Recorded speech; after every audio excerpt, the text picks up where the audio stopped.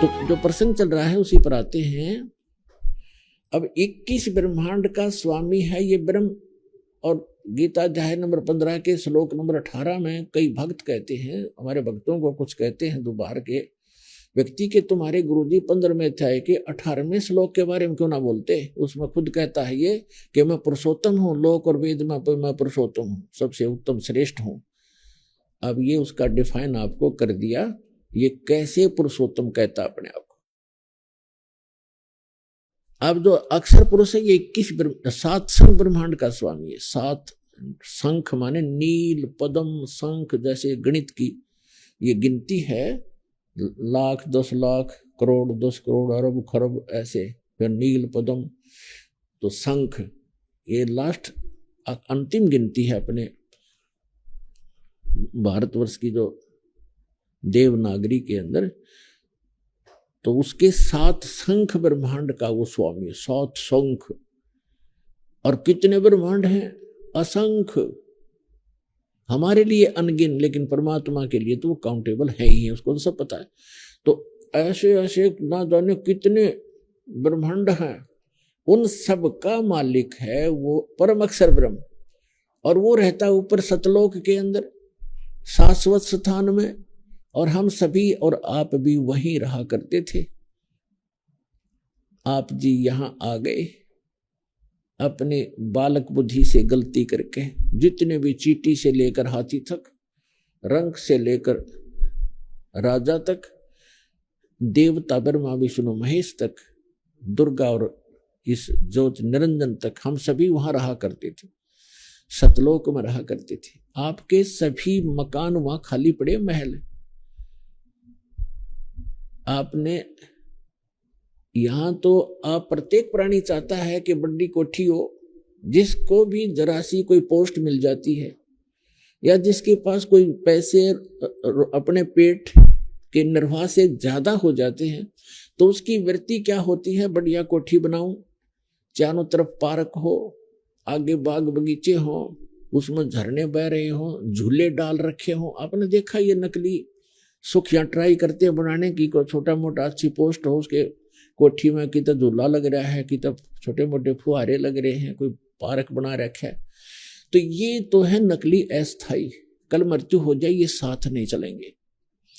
और सतलोक के अंदर बहुत लंबे चौड़े आपके प्रत्येक का अलग अलग दूर दूर स्थान है, अलग अलग बाग बगीचे हैं, हर तरह सदा बाहर उसमें फल लगे रहते हैं, फुहारे छूट रहे होते हैं, हीरे पन्ने लालों के तो वहां पर पहाड़ हैं, जैसे यहाँ पत्थर के पहाड़ हैं।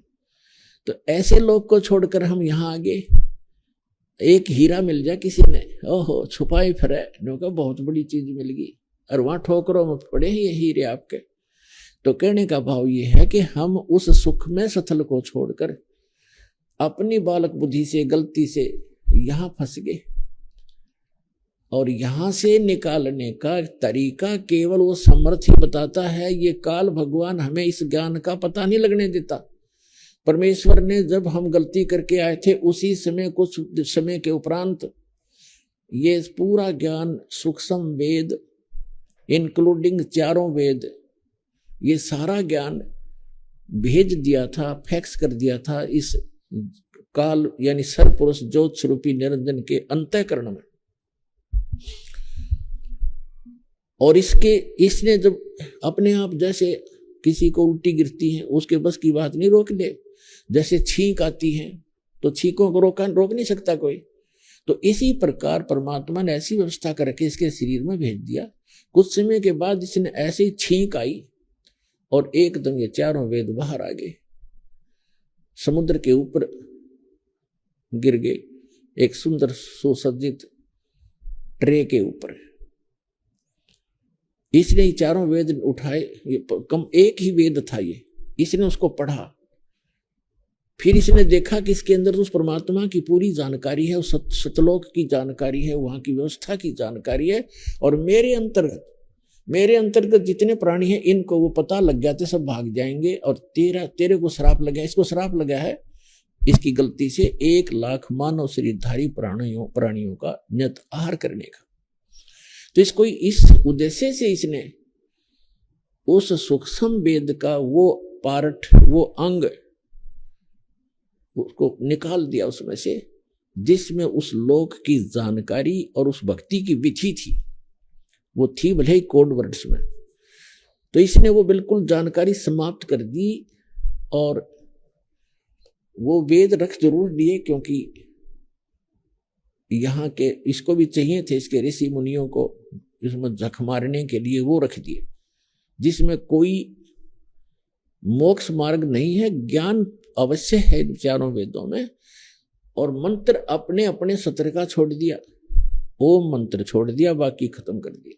तो जिस कारण से इस कंप्लीट स्पिरिचुअल नॉलेज को, यानी सारे अध्यात्म ज्ञान को और कंप्लीट मेथड ऑफ वर्शिप को, वे ऑफ वर्शिप को, कंप्लीट कोर्स, पूर्ण ये मोक्ष भक्ति मोक्ष मार्ग को, मोक्ष विधि को और संपूर्ण कर्मों की जानकारी देने के लिए, इन सब को बताने के लिए वो परमेश्वर स्वयं आता, उस अक्षति को पूर्ति करने के लिए।